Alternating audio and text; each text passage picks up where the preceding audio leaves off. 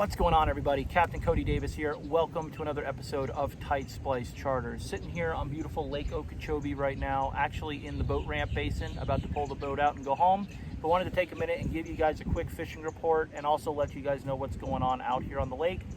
And really just let you know about the awesome fishing we've been having out here over the past couple of weeks or so, because it's been on fire. But we'll talk about the lake first. The lake's at like 16.5 foot. I'd prefer it to be about that 14.5 foot range. They are trying to let water out, but we just keep getting hammered with rainstorm after rainstorm over the past couple of months. So the white level is very high. Now, what is that doing? It is opening up new areas for you to go fish and adventure and kind of, just making the lake fish bigger as a whole. But it's also kind of dirtying up areas. And what that means is, the more water that's in the lake, the more water movement we have. So certain areas that are typically protected from the wind might be the most protected areas on the lake, but there still might be muddy water moving in there and 2-foot rollers in there when you get there. The more water in the lake, the more water that's moved. So one day you're moving in and the water's clean, the next day it's muddy, the next day it's clean. And that really has to do also with the crazy wind we've been having over the past couple of weeks, not only with the rain, but the wind has been following the rain as well. One day it's blowing out of the north at 40, the next day it's blowing out of the south at 30. So it's really moving a lot of water around, but it's also moving a lot of bait around as well, which I think has been key to the fishing being so good also. But, like I said, the weather's been nuts. We literally had a tropical storm come through here yesterday and smack us right in the face, and that had all kinds of crazy wind in it as well. But the lake looks good. I see it being an amazing winter fishery this year and into the spring, obviously, into the spawn and all that. I just really hope the water does come down because not too much, not like it was last year, but down to like that 14.5 foot so that the fish can still get back to those backwater areas and spawn, but the water's low enough that they won't have crashing waves and rolling water in there to muddy it up, so we have a good spawn this year. As for the fishing, I don't know how many trips I've kind of ran in the past 2 weeks. My days are kind of all running together, but the fishing has been absolutely on fire. Today is November 10th. Yesterday, we'll just kind of go back to yesterday. Yesterday was when the tropical storm hit. I was the only guide on the lake, I believe. I woke up to blinding rain and 40-mile-an-hour gusts blowing right into my window at the house. I looked at my phone expecting to have the let's reschedule text or call. Didn't have that. Rain suited up, got the boat hooked up, got to the ramp, and here came my clients, rods rigged, rain suits on, never even batted an eye at the weather, never even mentioned it. Went out there in just terrible conditions. Like I said, ripping wind, blinding rain, just not ideal conditions whatsoever for Lake Okeechobee, but these guys smashed them. They put together probably a 24, 25-pound bag and just caught a bunch of fish. I don't know how many fish they caught, but probably 25, 30 fish if I had to guess. And we never caught a fish, or I should say they never caught a fish under 2 pounds. So all big fish. Biggest fish was like 6 pounds. That was awesome. Trip before that was a 3-person trip. People that had never fished Florida before were fairly new to it, but they did bass fish. Artificial trips again, as was yesterday during the storm. And they were, crushed them. 35 fish between the 3 of them in I think it was a 6-hour trip. The biggest fish was like 4.5 pounds. They just never got a giant bite, but super fun. Catching fish all different types of ways. And then today, had my first live bait trip of the winter. Haven't live bait fished in 6-7 months, maybe even longer than that. So kind of hadn't had a really good area to do it in. I just kind of went out and flung it and went through 7 dozen shiners in 4 hours. My people today were driving from far away, so we didn't get started until 9 a.m. When I got to the tackle shop, there were other guides there re-upping on shiners because they had already gone through 6 and 7 dozen in the first 3 hours of fishing. It was totally unreal out there.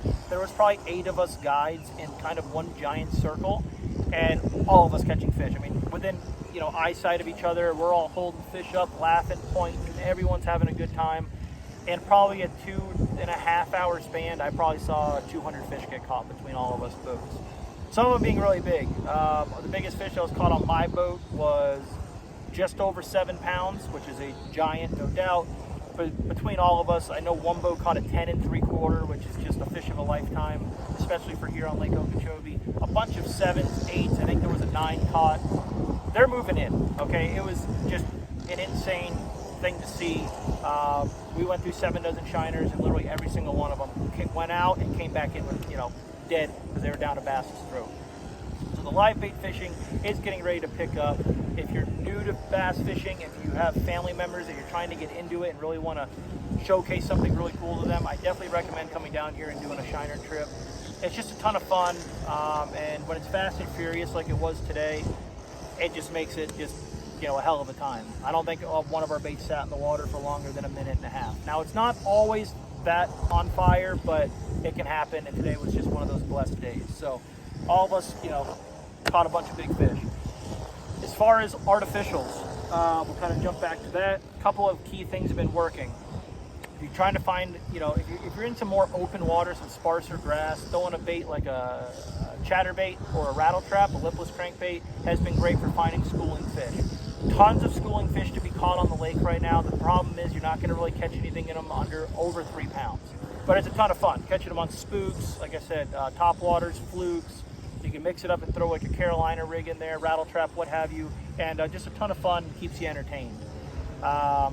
Besides that, once you get back in the grass, one of the things I worked for my clients a couple trips ago was throwing a swimming worm, like a Zoom speed worm or a Gambler burner worm in any dark color has been great.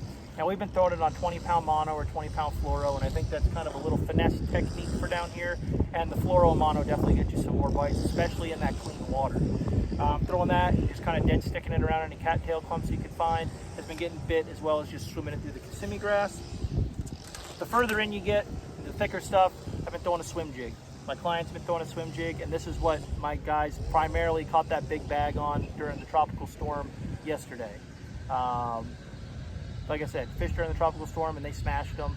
And this was kind of, you know, with those high winds, this was really the only thing you could use. It was good because you were covering water, and it was easy to cast because it's a heavier bait. And with all the wind, you know, a swim jig is just a very efficient bait to landing fish. You very rarely lose them. So those crazy conditions, this was great for putting fish in the mood. Most of the big ones came on this. Color didn't really matter. White, green pumpkin, or black and blue. Reeling it through any Kissimmee grass stalks you could find, and pads. A lot of the big fish were kind of situated in any pads you could find. So that's a big one that I'd have on. And then flipping. Here I've got a punching rod. You know, this has got 1.5 ounces on it. A couple weeks ago, the fish were really, really concentrating in the mats. It seems like the later we get, for whatever reason, the less fish that are in the mats. I'm not sure why that is, but that's just kind of the way it's been. But pitching any isolated reeds you can find has been key. Whether it's isolated reeds, whether it's just little clumps of Kissimmee grass that are slightly thicker than other clumps around it, those have kind of been the key areas to target. And I really think these fish are, you know, really thinking about spawning. Obviously, from what I saw today, all those giants just moving in one general area. The big fish are moving in to come in and do their thing. I don't know if they're quite spawning yet, but they're definitely staging, getting ready to do it. So keep that in the back of your head when you're out here fishing. And, you know, a lot of the fish we caught were peeing, all the male fish, and a lot of the fish we caught pitching were hooked and bit right where you would think, like, there should be one bedding there. So they might be starting a little early. We'll see. There's no way to really find out right now. But Lake Okeechobee is on fire. It's amazing. If you guys want to come down and come catch some of these giant bass like we've been catching, definitely give me a call. More than happy to help you guys out. Phone number is 954-871-9976. You can follow me on social media on Instagram and Facebook at Tight Splice Charters. And I appreciate all you guys watching. I appreciate all the positive feedback I get on these videos. And I really appreciate the people who find me on YouTube and book me and come fishing with me. I think that's awesome. And look forward to some more cool videos coming on the channel. You know, I got a couple big tournaments coming up. I'm going to try and video those. And I'm obviously me just going out fun fishing. I always have the camera rolling, so we'll see what we can get into. So hopefully you see me holding up some big 8 and 9 pounders sooner than later. Or better yet, maybe you guys will come down here, book me, and you guys can hold some of them up for yourself. If you have any questions, shoot me a text, shoot me a call. I'm more than happy to help you guys out, and I appreciate, you guys watching. Like and subscribe, tell your friends and family, and I'll see you guys on the next one.